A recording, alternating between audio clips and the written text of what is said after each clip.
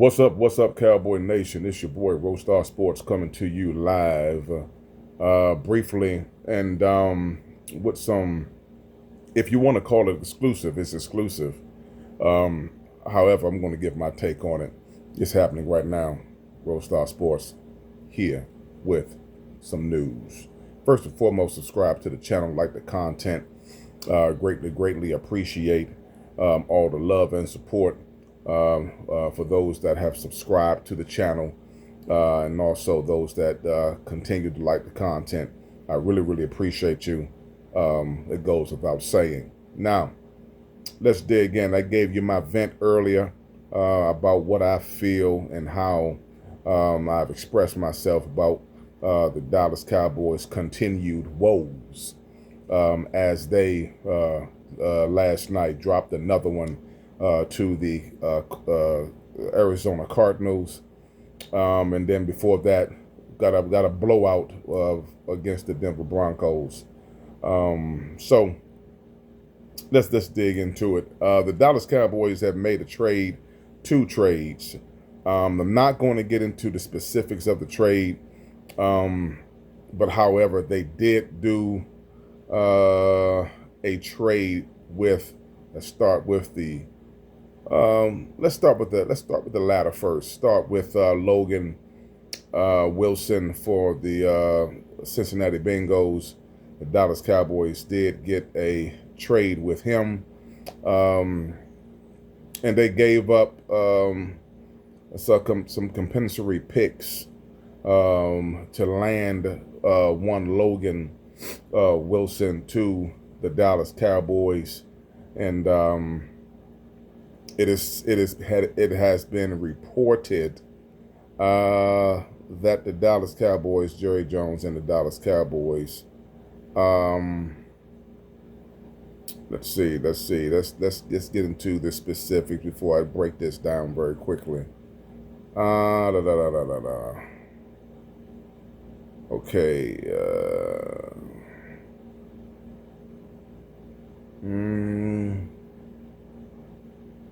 Okay, here we go. So, the Dallas Cowboys have acquired this linebacker, Logan Wilson. I'm going to be frank and honest with you. I don't know too much about him. I did do a little bit of research on him. I do know that he's, 29 years old, 6'2", roughly 245 as a linebacker, third round, 65th overall to Cincinnati. I'm going to say this by looking at what he has done for the past 3 years. I'm not going to dive in too deep into the total numbers, tackles, interceptions, and things of that nature. But I will tell you that the Dallas Cowboys gave up it looks like a 7th round pick for him. I will say this, though. Here's the thing. If the question is did the Cowboys actually get better on defense? That's the biggest question. And I'm going to answer that after I tell you, after we talk about the next Dallas Cowboy aside from Logan. To me, let's look into Logan's numbers so far, 2025. He has 20 total tackles, 27 assist tackles, 0 fumbles, and 0 interceptions. All right. 2024, 55 total tackles, 49 assisted tackles, 0 fumbles, and 0 interception. 2023,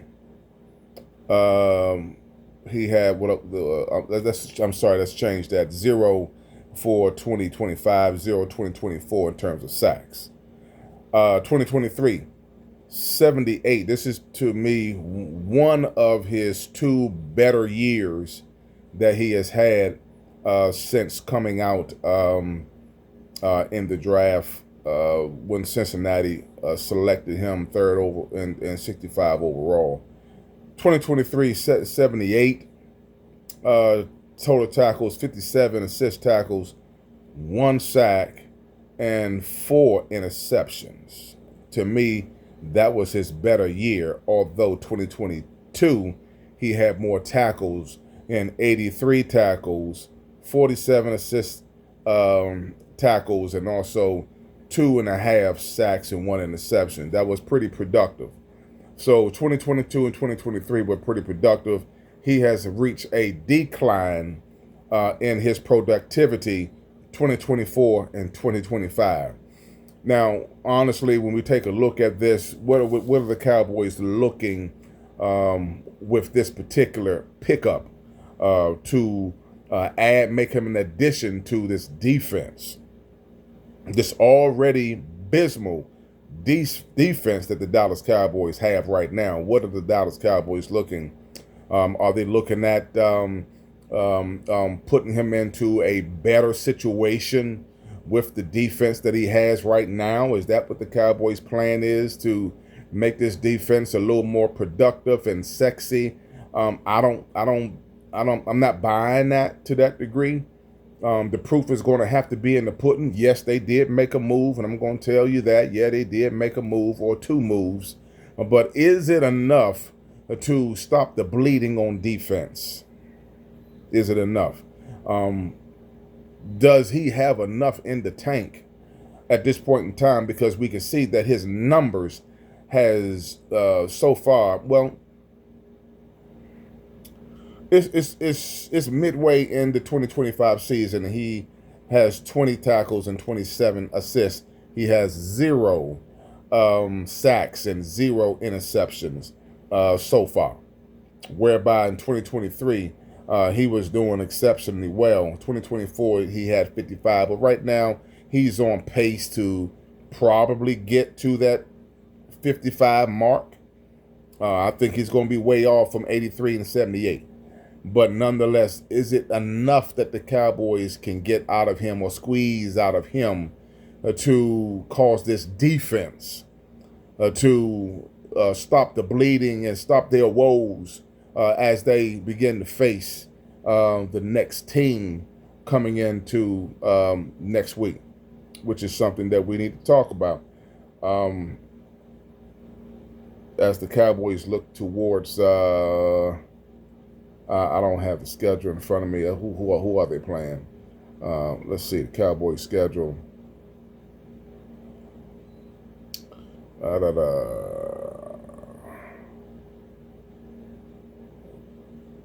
Let's see.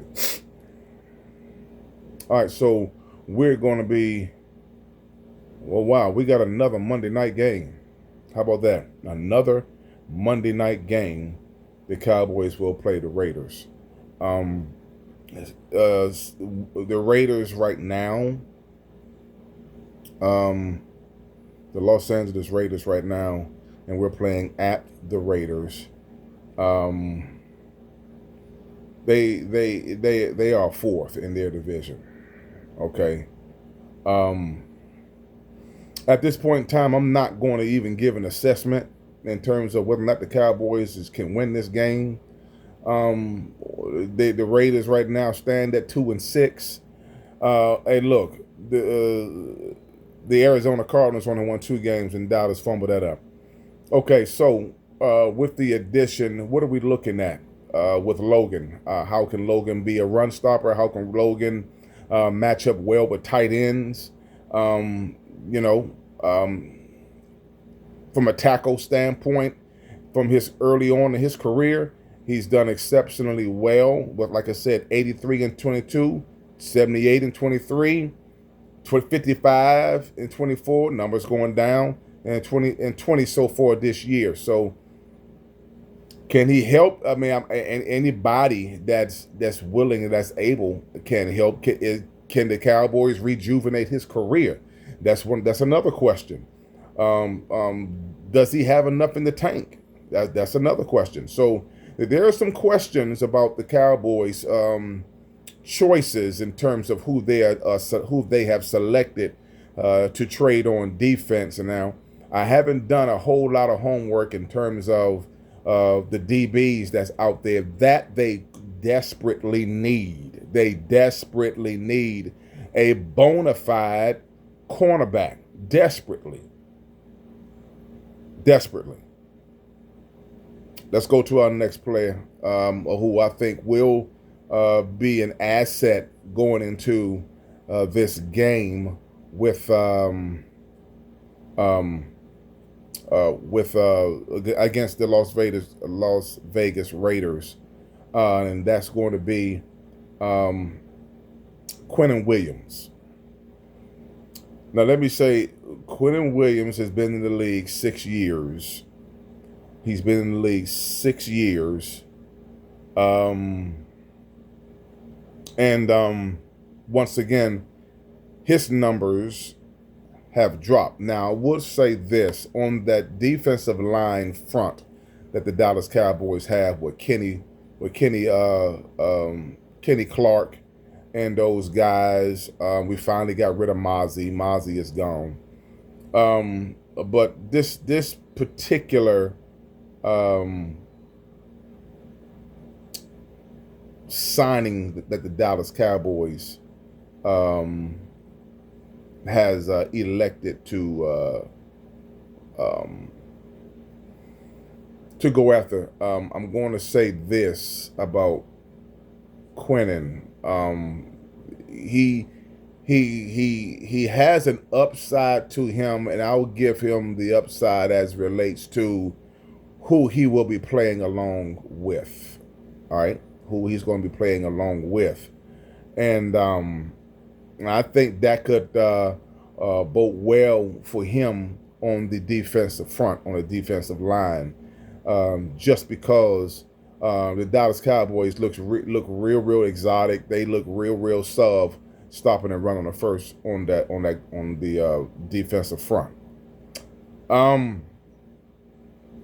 The Dallas Cowboys got Quinnin Williams for exchange for a 2027 first-round pick, a 2026 second-round pick, and a defensive lineman of Mazi, which is Mazi Smith. Mazi is now a Jets, and the Dallas Cowboys have given up some picks to first-round picks and second-round picks to the Jets, 2027, 2026. Now, here's the thing. Once again, 2025 season. First of all, Mazi is 27 years old, 6'3", 303. But let's look at it like for what it's worth. He is been in the league for 6 seasons. He is a first round, third overall pick. This year, he has 32 total tackles, 1 sack, and 3 forced fumbles, which is very, well, I'm not going to say very good. It is productive, but at the same token, it is a case, I'm going to say on a case-by-case basis with him, whether or not he's going to be productive on this defensive line the way the Cowboys need him. The other thing is this. His numbers has dropped. Okay? 2024. Total tackles, 37, 12 assist tackles, but he has 6 sacks.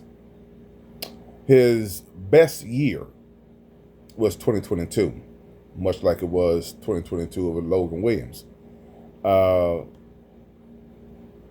whereby he had 55 total tackles, 20 assist tackles, 12 sacks, and 4 forced fumbles. I believe 4 forced fumbles. Yeah. So far in a career, he's doing pretty good in the career of having 323 total tackles, 124 assist tackles, and 40 sacks and 8 fumbles. That's not bad, considering 6 years in the league. Not bad. I will say this. Quinnin can be disruptive. You add Quinnin along with Kenny Clark, you can have a very disruptive defense. Here's my only issue. Is when you have a quarterback that that knows that his clock is going to move faster having these guys on the offensive line. He's going to get rid of the ball quicker. Now, my only issue is going to be who you're going to have on the back end. Do we got the same guys on the back end? And the answer is probably going to be yes. Everybody that was looking for Trayvon Diggs to be dealt, to be traded, that's out the window. He ain't going nowhere. Trayvon going to be here. More than likely than not, Trayvon Diggs will probably be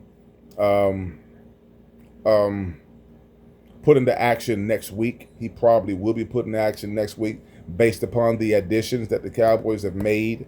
It's not a splash. And I know what a lot of my counterparts are looking at it and they go cuckoo for Cocoa Puffs and hey, hey, ha, rah, rah.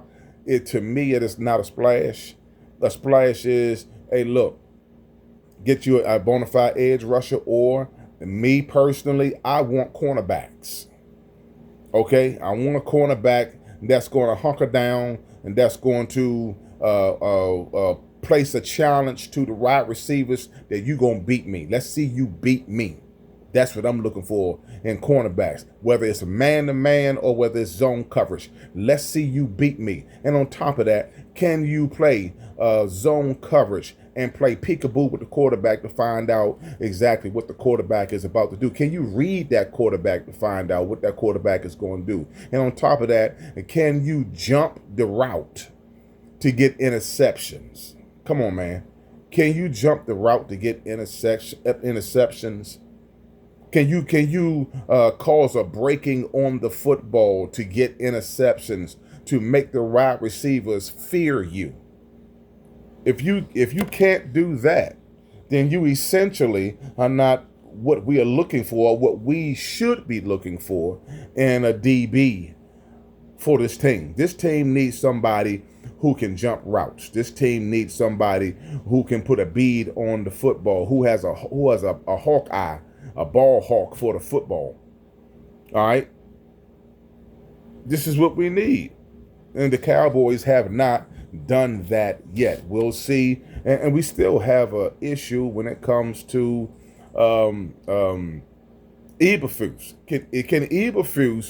Can you trust Eberflus to put together a defensive package moving into the second part of the season to put fear in the offensive line, and to see if the offensive line can be challenged by our defense enough that our offense can be effective? Can they do that? Can they do that? And you know, we'll see with the additions, but the additions are what they are. The Cowboys got pressure, and they got pressure latter part of the fourth quarter of the night's game. But here's the thing: we need pressure on the quarterback, starting out the gate, not waiting until the latter part of the game is over and we're behind and we're trying to get some mustard to catch up. That's not what's going to help us to win. You need to get pressure on this quarterback out the gate so we can get our offense on the football field and put pressure on these defenses. Now, again, a lot of people are going to be hoorah and ha-rah, and they're going to be jumping up and down like jumping jacks for cuckoo for Cocoa Puffs. But at the end of the day, the proof has to be in the pudding. Can the Cowboys do what they need to do on defense to make an impact? I haven't seen anything that Shotty Too Hotty has done, or anybody else that on defense have done, to give you an inkling of some hope, because Shotty Too Hotty has have made some changes probably that he shouldn't have made since he started. This offense started hot in the beginning of the season. This offense was on fire. Now this offense has cooled down. It's got a little mediocre because of I'm going to say because of the defensive woes. You know, it's been said that the offense thrives off the defense or feeds off the defense, and vice versa. The defense feeds off the offense. Well, I don't know what they're eating. But right now, what I'm seeing out of this offense is there is uncertainty, some unsure. They've lost their way some kind of way. I don't know if it's in the play calling, which it very well is, because it seems like there's some things that's missing. There's some plays that have not been played. The play calling has been suspect from both Shadi Hadi as well as Eberflus. Eberflus has done a little bit better than he has done in the first 4 or 5 games of the season. Right now, he's gonna have to step it up, man. He's gonna have to step it way up, and I don't know if he's able to do that. I don't know if he's able to do that. We need pressure on the quarterback, and we need the DBs to be held accountable to shut down these receivers and blanketed these receivers so that they're not completing 4th and 25, 3rd and 35, 4th and 16 or 18.